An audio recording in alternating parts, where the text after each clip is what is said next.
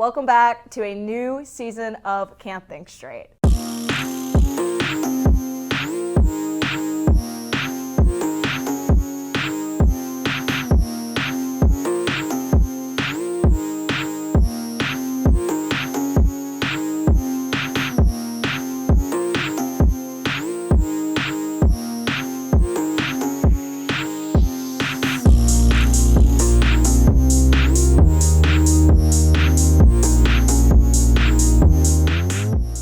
This is the 6th season of CTS, and we're pumped to be bringing you more of that queer content you guys know and love. Now, before I toss it over to Kennedy, let's talk about all that snow we got, because there is nothing like coming back from break to the winter wonderland that is Boone in January, let me tell you. But for the sake of our student body,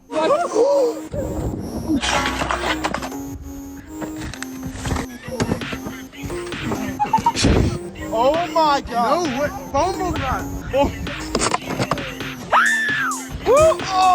some warm weather might do us some good. Luckily, everyone's injuries in the previous clips were treatable with a little ibuprofen and some extra snow. Moving on, Kennedy's got a great crash course topic for us today. Kennedy's going to be discussing the lavender scare and the effect it had on queer folks during that time. Over to you, Kennedy.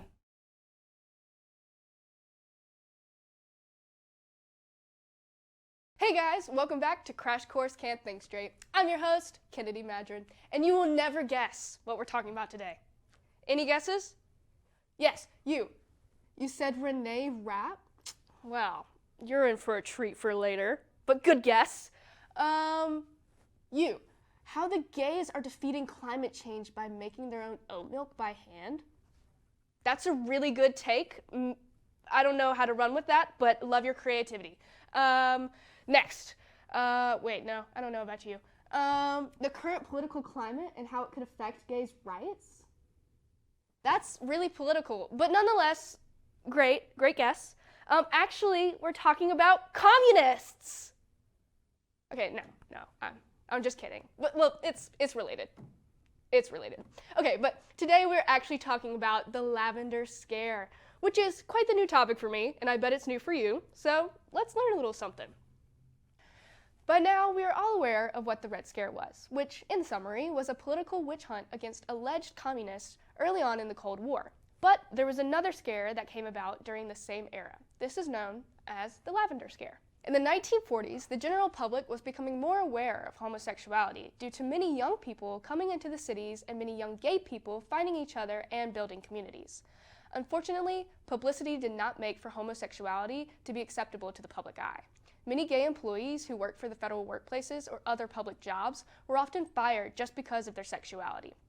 The United States, becoming more aware of same-sex relationships, was now having what was called a sex crime panic. So in 1947, the United States Park Police established a sex perversion elimination program, which would allow federal authorities to arrest and punish anyone who had same-sex relations, while also labeling the LGBT community as mentally ill.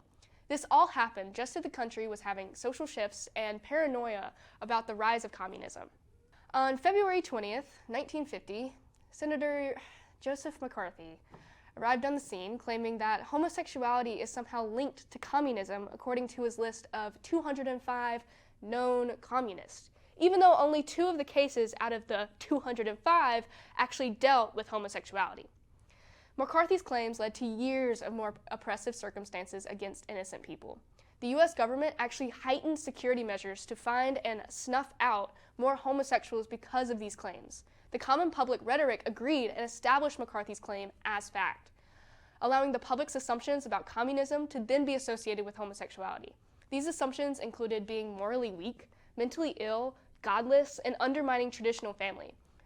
More and more of the witch hunting continued. There was a report completed titled Employment of Homosexuals and Other Sex Perverts in the Government. This report then led to more people being outed and losing their jobs. Historians claim that anywhere from 5,000 to 10,000 men and women lost their jobs due to this lavender scare. The government ended up outing and hurting more gay people than they did actually finding alleged communists, which would then have never happened if people listened for possible fallacies, but unfortunately paranoia was so far enveloped in the minds of Americans that it ended up causing more pain and oppression for the gay community. This heightened discrimination and led to the ability to dehumanize the LGBT community and created for a continuation of unsafe spaces. This part of the Red Scare, I think, should be more widely known because it shows the years of silence and oppression that the LGBT community has faced and how harmful fallacies can establish unjust discrimination. But I also have to recognize that this uncivilized event shows just how far we have come as a society, even though we have a lot more work to do. But for now, I'll leave you with my final thoughts, and those are to think critically about obscure claims, but to also love others. But that's all I have for you today, and I'll catch you later on Crash Course.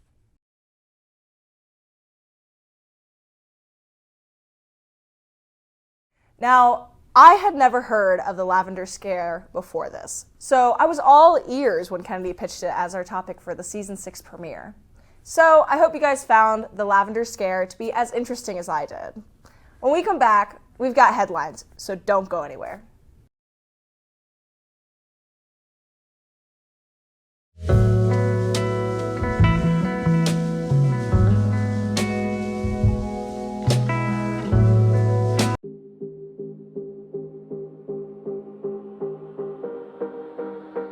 Okay, so I lied. Before we get to headlines, I want to plug the new podcast outlet we're bringing to AppTV. The Appalachian State Podcast Network will be hosting behind-the-scenes discussion about the shows in circulation on AppTV, and of course including some good obscure content that the producer Davis Taylor approves. The Appalachian State Podcast Network will also be featuring the Beasley Bunch. The Beasley Bunch is a collab between AppTV and the App State radio station WASU, where myself, Connor O'Doherty, Mary Mia, and David Katz have an hour-long conversation about our life's happenings. So yeah, definitely go check that out by clicking the link in the description. Okay, back to headlines. There has been a good bit of queer news revolving around artists and films since we've last spoken, so buckle up because I am coming in hot. Saltburn. Why? What? Why? Why? What? Why? What was that? I give it a 6.5 out of 10. Renee Rapp. Ooh, she is the moment. Starring as Regina George in the musical version of Mean Girls and then releasing her album Snow Angel. Chef's kiss, man. Keep doing what you are doing, Renee Rapp, because let me tell you, it is working. Megan Thee Stallion and Nicki are currently at each other's throats. I read a little bit more about their beef, and from here it looks like the Barbs are taking quite the hit from Miss Thee Stallion, so yikes. 24-year-old Amber Glenn made history as the first openly queer woman to win a USS Women's Figure Skating Championship. A nice win for the LGBTQ+ community. An article from Gay Times revealed a study that claims Gen Z Americans are more likely to be gay than Republican. The results of the study show 21% of Gen Z Americans identify as Republican, where 28% identify as a part of the LGBTQ+ community. So, I guess you should keep that in mind if you're planning to have kids. A bit of local news here. Appalachian State University is welcoming a new transgender positivity club to campus. Transaction had their first meeting on February 2nd. Look on App State's Engage page for more information on how to get involved. There were 500 anti-LGBTQ+ bills introduced to the U.S. in 2023. That is an extremely large number of harmful bills to be proposed in one single year. So for those watching, please vote, for real, because Florida banned trans people from changing their sex on their driver's license. Yep, legislature's argument is that changing someone's license to align with their gender identity is misrepresenting and constitutes fraud. But on a lighter note, Green Day's Billy Joe Armstrong was asked how he felt about being a bisexual icon to the queer community. He replied, "It's effing cool," which I would agree with. That's pretty effing cool if you ask me. According to Advertising's Consumer Report from 2023, 65% of the LGBTQ+ community claim that they are very passionate about travel. And that will bring our headline segment to a close. We're going to cut to break, but we will be right back with a fun segment to close us out. So stay tuned.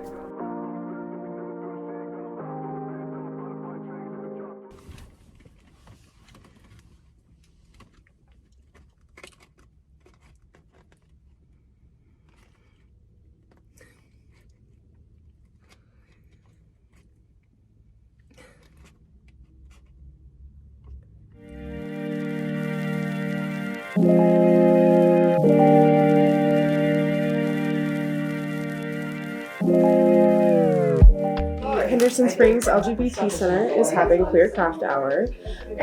We try to hold this every month.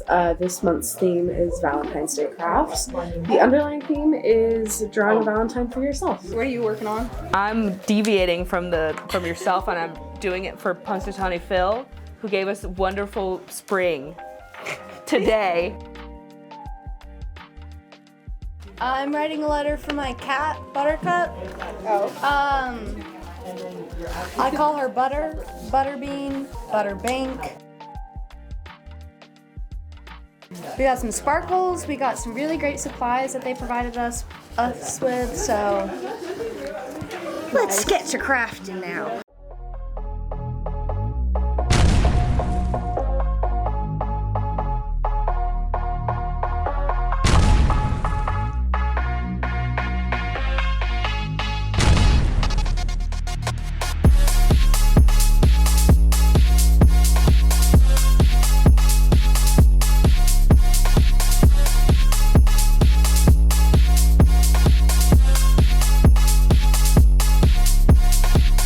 Do groundhogs hibernate?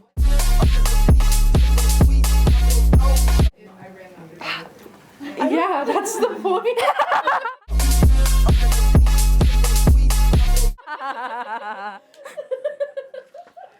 That's why he comes out.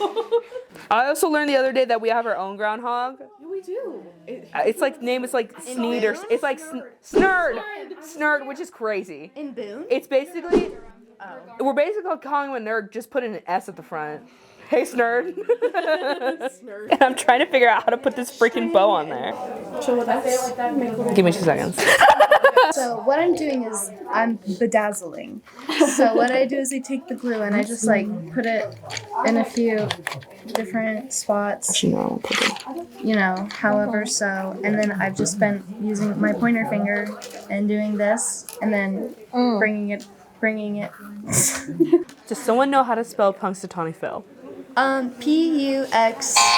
P-U-N.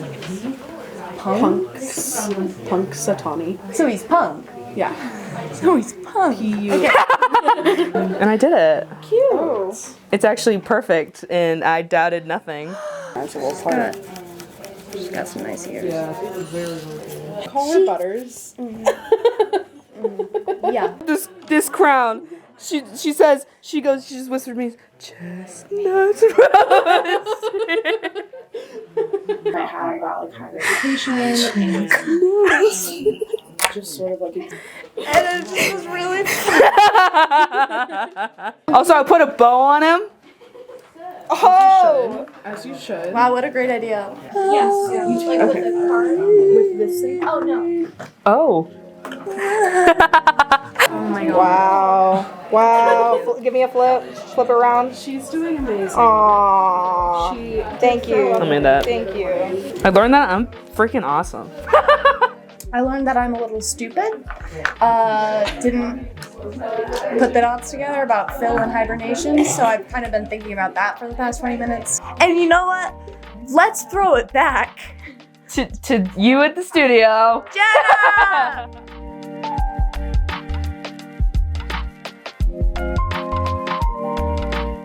Here we are again at the end of another episode.